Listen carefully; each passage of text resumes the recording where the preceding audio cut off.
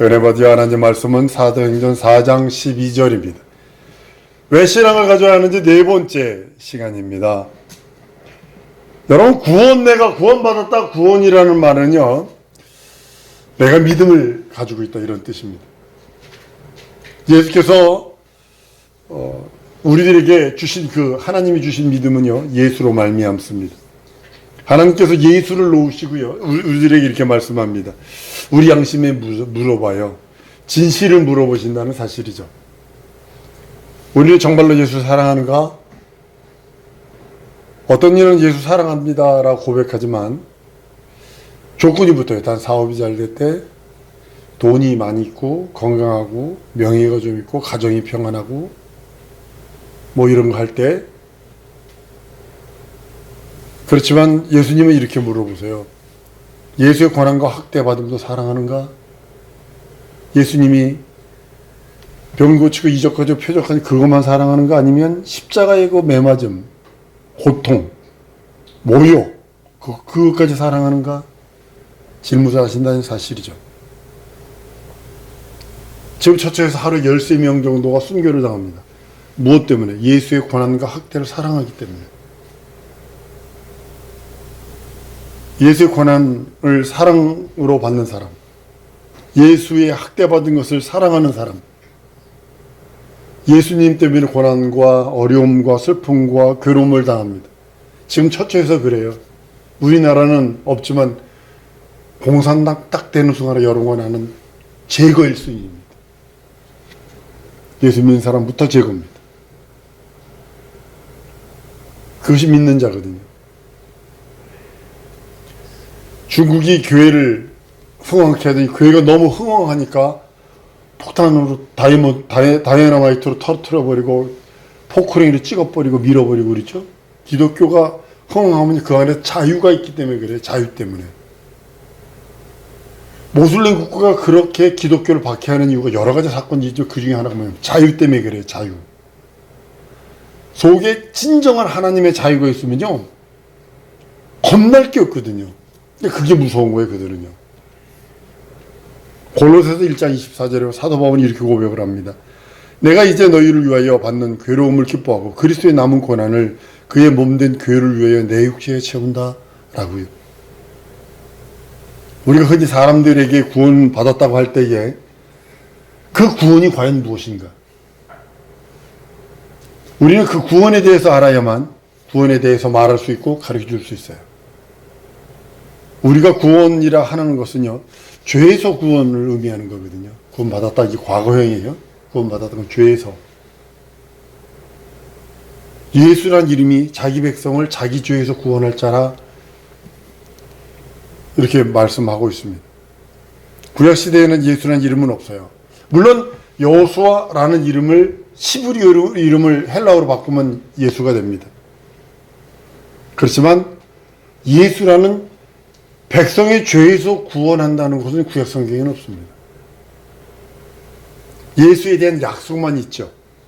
메시아가 오실 거라는 약속만 있죠. 그리고 2000년 전에 왔어요. 유대인들의 달력은 5000 몇백 년입니다. 우리는 2000 얼마고, 저기 어디죠? 에디오피아는 우리 2016년이지만 거기 2018년인가 그러고, 에디오피아는. 달력이 다 틀려, 세계 달력. 우리는 뭐, 우리나라 전통적 불기 하면 또 달라지고 그러죠? 예수님이 2000년 전에 오셔서 구약 성경 전체를 이루시고, 부활 승천하신 후에 우리들에게 주신 건 다시 오시는 예수님에 대해서 말씀을 합니다. 예수 이름을 세상에 보내시기 위한 그 말씀이신 그 하나님이 아들을 마리아 몸속 육신으로 태어나게 하십니다. 이름을 예수라 해서 모든 죄, 인간이 결단코 죄에서 해결할 수가 없어요. 그 죄를 해결할 수 있는 방법은 죄 없은 이가 대신 죄를 짊어지지 않으면 불가능합니다. 성육신하신 하나님, 곧 예수 그리스도께서 우리의 모든 죄와 저주와 사망과 안den과 막힘을 해결하십니다. 예수께서 이 땅에 오신 이유, 내 편에서 보면요, 내 죄를 사하러 오셨어요. 내 편에서 보면. 그런데 하나님 눈높이에서 보면 다르죠. 다른 개념이에요. 갓난아이가 엄마 아빠가 그렇게 애쓰고 힘쓰고 새벽 나가서 일하는 것이 자기 때문이라고 생각하는 거와 동일한 그런 개념입니다. 내 분유 살려고 내 기저귀 살라고 엄마가 아빠가 그렇게 새벽부터 저녁까지 일한다고 그렇게 생각할 수 있다라는 거죠. 내 편에서. 근데 부모의 눈편에서는 또 다른 개념이 있을 수 있습니다. 사망의 원인이 뭐냐면 죄거든요. 지옥 가는 원인이 뭐냐? 죄 때문이거든요. 근데 예수께서 죄를 사하심으로 인해서 죄 때문에 지옥 가지 않고 믿지 않기 때문에 지옥 간다고 예수께서 말씀을 하십니다. 그 죄를 드러내는 것이 뭐냐면 율법입니다. 율법이 두 가지가 있어요. 하나님이 주시는 율법이 있는가 하면 사람 심령 속에 있는 양심의 율법이 있어요. 양심이라는 율법이 있어요. 우리는 죄에서 왜 죄에서 구원을 받아야 하느냐면 죄값은 사망이거든요. 영원한 지옥이거든요. 그냥 쉽게 말하면 누구죠? 여호와 증인들은 극구 지옥에 대해서 피하고 싶어. 지옥이라는 말은 개인나다. 개인날은 쓰레기장이라는 뜻이다. 이렇게 극구 문자를 해서 지옥이 없다라고 얘기를 하는 거예요. 근데 유황불은 어떻게 해석하려고 그러나? 예수님이 유황불이라고 그랬는데. 이런 불보다 유황불은 더 뜨거운 이유가 뭐냐면, 여러분, 소금을 불에다 구워보면 팍팍 튀죠? 그게 뭐냐면 그 안에 유황이 들었기 때문에 튀는 겁니다. 유황이 들었기 때문에. 바닷소금만 그렇습니다. 우리 모두 죄로 인해서 죽임당합니다. 결과적으로 죄는 반드시 죽음을 가져다 주는 것이기 때문입니다. 이런 죄는 율법이 있기도 전에 세상에 있었고, 율법이 없을 때에도 죄는 있었다는 거죠. 근데 죄를 죄로 여기지 않았죠. 율법이 없었기 때문에. 남의 훔치는 거, 야구깡지, 쉽게 말하면 스톤에이지, 돌도끼 시대 때 심사한 사람이 무조건 가져가는 거예요. 그렇지만 법이 딱 생기고 나니까 그러지 않고 분배되는 것처럼요. 우리는 누구나 한번 태어납니다. 태어나면요, 반드시 죽습니다. 죽기 마련입니다. 사람의 눈은요, 영은 보이지 않아요. 내 영이 보인다면 여러분 이렇게 살지 않아요. 영의 죽음은 육신의 죽음과 같은 멸망을 의미하기 때문입니다. 만약 영이 보이면, 영의 실상을 안다면 예수 반드시 붙들어야 되겠다. 아니면 안 된다는 것을 절대적으로 보게 됩니다. 그러니까 그 영이 안 보이니까 지금 맘대로 살죠. 사람들이 사망이 찾아옵니다. 사람은 반드시 한번 죽음을 경험하게 될 겁니다. 저도요. 누구든지 죽음을 경험합니다. 결국 죄로 인해 사망이 오게 되고, 아니면 죄에서 자유를 얻어 생명의 부활로 오게 되고, 둘 중에 하나겠죠. 율법이 없는 과거 사람들이요, 멸망하는 것은 하나의 숙명처럼 받아들였어요. 보이지 않는 사망의 원인이 죄라는 것을 그들은 알지 못했던 것 같아요. 그것을 알게 한 것이 바로 율법입니다. 율법이 사망을 깨닫게 하는 것, 죄를 드러내는 겁니다.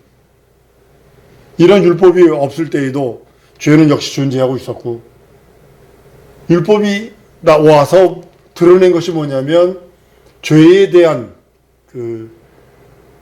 현상들, 그런 것들을 적나라하게 드러내요. 율법 보면 10계명이지만 그걸 세분화해 보면요, 한 900개, 1000여 가지가 됩니다. 900 한 몇십 가지 됩니다. 율법의 용무는 죄를 드러냅니다. 그리고 정죄하는 거로 죄졌잖아. 그리고 심판하는 겁니다. 근데 예수의 율법은 죄를 드러내는데 어떤 죄를 드러내냐면, 그냥 모세의 율법은 육체의 죄만 드러낸다면 예수의 율법은 마음의 죄까지 드러냅니다. 이게 무서운 겁니다. 그리고 정죄하는 겁니다. 심판하는 겁니다. 율법은 여기까지예요. 근데 예수는 용서가 들어있어요. 이게 다른 예수의 법에 대한, 율법에 대한 결론이기도 합니다. 율법에 적인 의인은 없네, 하나도 없다고 로마서의 3장 10절 이하에 기록을 합니다. 율법은 우리를 성결케 할 수 있어요. 육체에 성결케 할 수 있어요. 율법을 지키려고 애쓰면요, 거룩할 수 있어요. 신령할 수 있어요. 사랑할 수 있어요.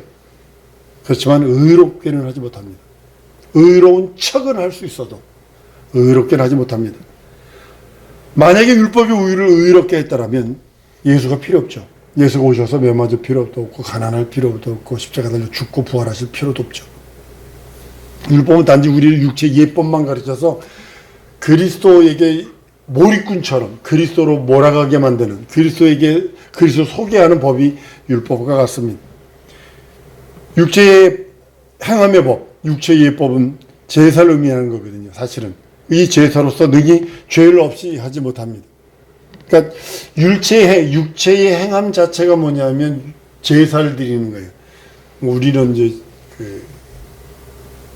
조상들에게 제사 홍동백서 좌포우회라해서 말하지만 우리 옛날 예법 그대로 우리 동근흥의 예법, 왕들의 예법 드리는 제사 드리는 그거 가서 보고서 우리들이 제사 드리는 건 사이비야, 사이비.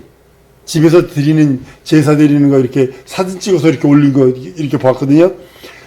완전 개판 사이비다 이거. 이거 개판 사이비로 지금 해놨다. 그걸 보게 됩니다. 제사로서 능히 죄를 없이 할 수 없거든요. 죄는 은혜, 곧 예수 그리스도의 공로로만 씻고 지우고 없애는 것이 가능합니다. 제사와 예수가 바꿔진 거예요. 근본적으로 사망에서 구원한다는 말은요, 죄에서 구원한다는 말이기도 하고, 율법으로부터 구원받는다는 것은 제사로부터 구원을 말하고 있습니다. 사실은요. 율법이 죄를 기억하는 것과 같이 제사는 또한 죄를 기억해야 하는 기능을 갖고 있습니다. 제사는 우리를 온전케 할 수 없어요. 절대로 제사는 온전케 할 수 없습니다. 우리 PPT 한번 볼래? 11서 9장 9절 10장 1절 시작. 이 장막은 현재까지 비우니 이에 의지하여 드리는 예물과 제사가 섬기는 자로 그 양심상으로 온전케 할 수 없나니 율법은 장차 오는 그 일의 그림자요 참 형상이 아니므로 해마다 늘 드리는 바 같은 제사로는 나오는 자들을 언제든지 온전케 할 수 없느니라. 그래서 제사는 우리를 온전케 할 수 없습니다. 율법 자체는. 육체는 거룩하게 할 수 있어요. 육체는.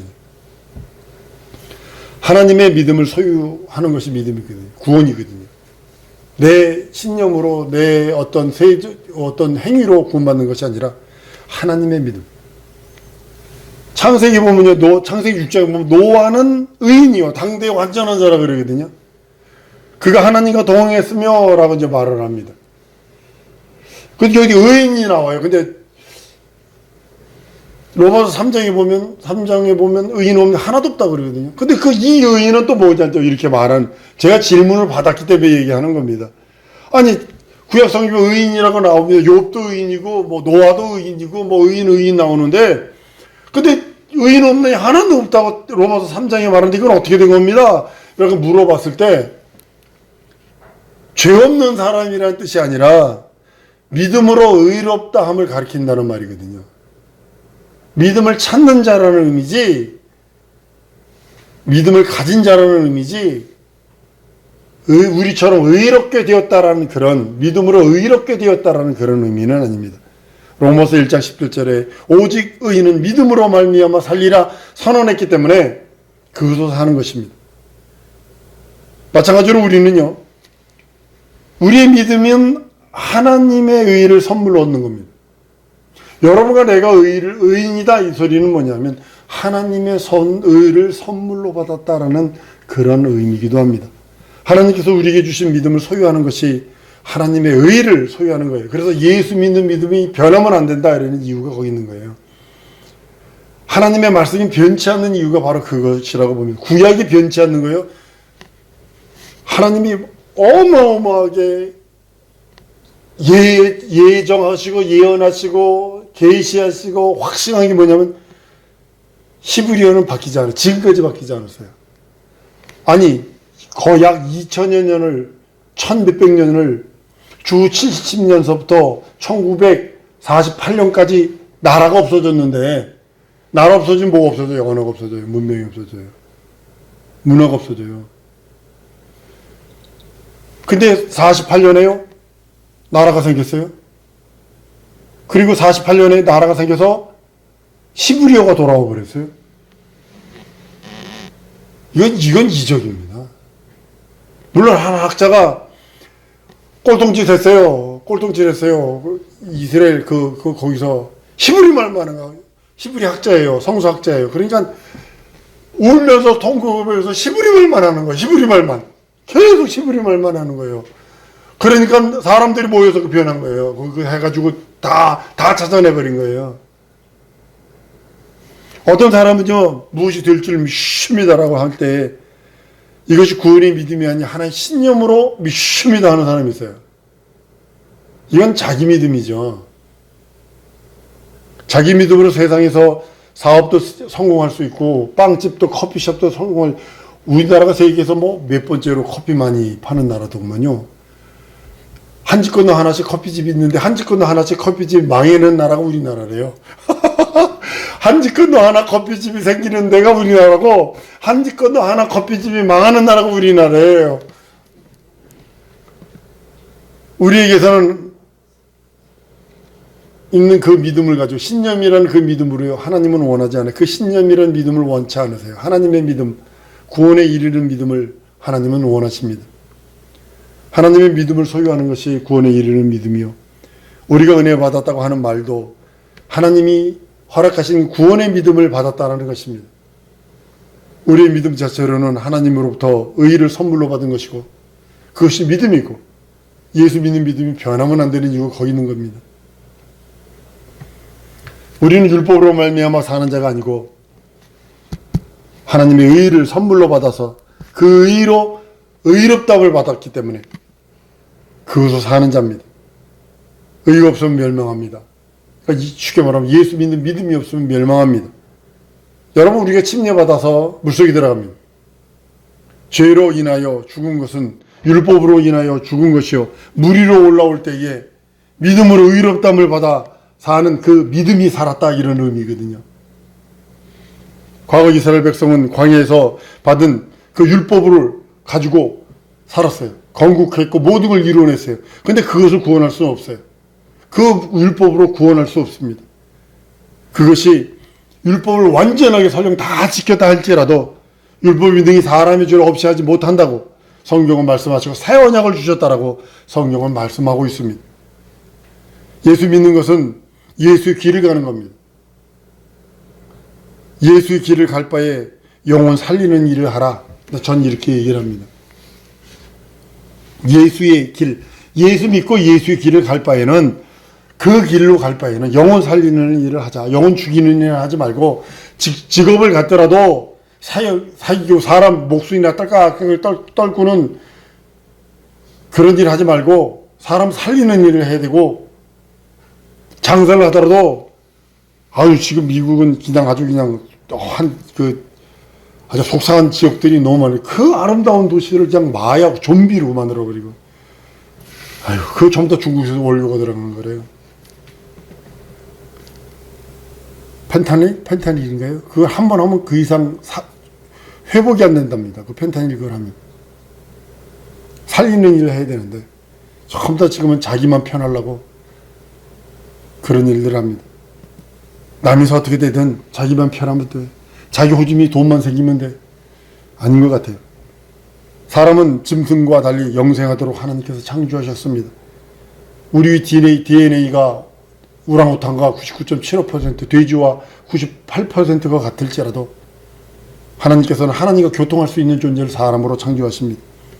사망은요, 우리 영까지 멸망하는 것을 의미합니다. 육체는 흙이니까 흙으로 돌려줘야 됩니다. 그러나 여기서 성경에서 말하는 사망은 영까지 죽는 겁니다. 사람들은 이 사망의 원인이 죄인데도 죄를 없이 하고 싶어서 죄를 없애려고 제사를 드렸습니다. 양과 소와 염소를 드려 죄를 없애려고 했지만 동물은 영적이지 않아요. 육체의 예법만 되는 겁니다. 인간의 모든 방법을 다 동원해도 멸망할 수밖에 없기 때문에 예수께서 이 땅에 오셔서 사망으로부터 우리를 구원하시고 사망으로부터 우리를 구원하러 오신 것이라고 성경은 선언하십니다. 구원이란 말은요, 우리가 하나님의 의의를 선물로 받아서 내 영혼에 하나님의 생명으로 산다는 뜻입니다. 한번 따라 하십시다. 나는 구원받았다. 하나님의 생명으로 사는 자다. 하나님의 생명으로 동일한 소리입니다. 내가 구원받았다. 하나님의 생명으로 사는 자다. 동일한 소리입니다. 하나님의 의의를 무엇으로 의롭다 하냐면 믿음으로, 오직 믿음으로 의롭다함을 받을 수 있습니다. 구원이라는 말은 믿음이 있다는 뜻이고, 믿음이 있다는 뜻은 구원을 받았다는 뜻이기도 합니다. 하나님께서는 예수를 놓고 우리 양심에 묻습니다. 진실로 묻습니다. 우리는 정말로 예수를 사랑하는가? 예수의 고난을 사랑하는 사람인가? 난 여러분들에게 이렇게 표현하고 싶습니다. 한번 따라 하십시다. 나는 예수 고난을 사랑하는 사람이다. 나는 예수의 고난을 사랑하는 사람이다. 예수의 고난을 사랑하는 사람입니다. 예수의 가난함, 매맞음, 그냥 한두 대 맞고 마는 거 아니에요. 난 중고등학교 때 그렇게 싫었던 게 뭐냐면 선배들이 때리고 선생님이 때리고, 난 매 맞는 것 자체가 싫어. 그래서 후배들을 안 때렸어요. 검도부 제가 했는데, 밴드부 했는데 후배들을 때리질 않았어요. 내가 두들겨 맞을지 않죠. 너무 맞는 게 싫어서.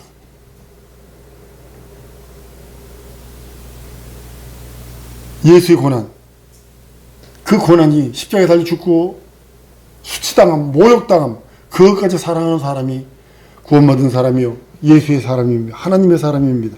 그 사람이 믿음 있는 사람입니다. 우리 황금 면류관을 쓰기 전에, 영원한 그 나라에서 황금 면류관을 내 머리에 쓰기 전에 먼저 주님이 쓰신 가시 면류관을 쓰는 것을 환영하고 사랑할 수 있어야 돼요. 우리는 면류관만, 황금 면류관, 야 하나님 나라 갔더니 뭐 누구는 개털 모자 썼더라더라 이렇게 비유로 얘기하지만, 이 땅에서는 예수님이 쓰신 고난의 잔, 가시 면류관을 쓰려 하지 않아요. 가난하면 당장 예배도 안 드려. 가난하는 것 때문에 예배를 안 드려. 예수께서 가난을 담당하셨다는데도 자기 현실과 상황과 저지가 직장을 잃었고 가난하다는 그것 때문에 예배도 안 드려.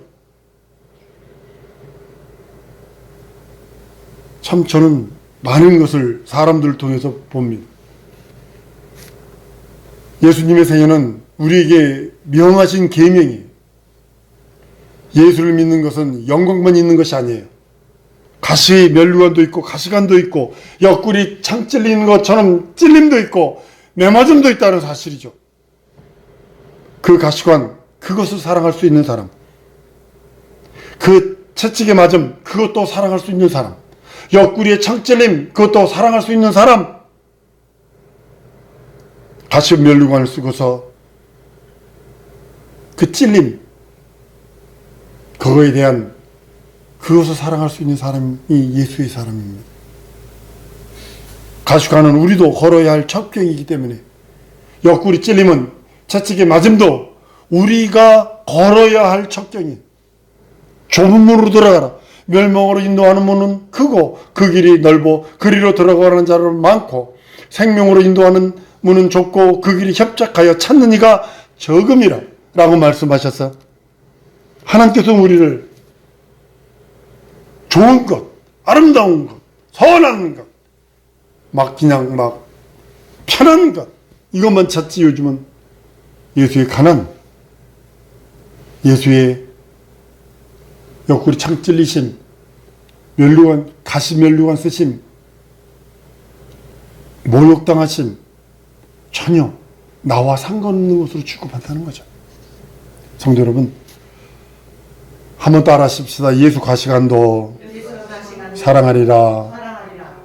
예수의 채찍 맞으심도 사랑하시고, 예수의 옆구리 찔리심도 사랑하시고, 예수께서 가난케 되심도 사랑하시고, 그러면 내 현실과 상황과 처지를 능히 이길 수 있어요. 그걸 사랑하지 아니하면 원불교가 나오게 됐어요. 내 입에서 원망하고 불평불만하고 교만하고 의심하는 말이 그냥 샘솟듯 퐁퐁퐁퐁 가스 쏟아 나올 것입니다.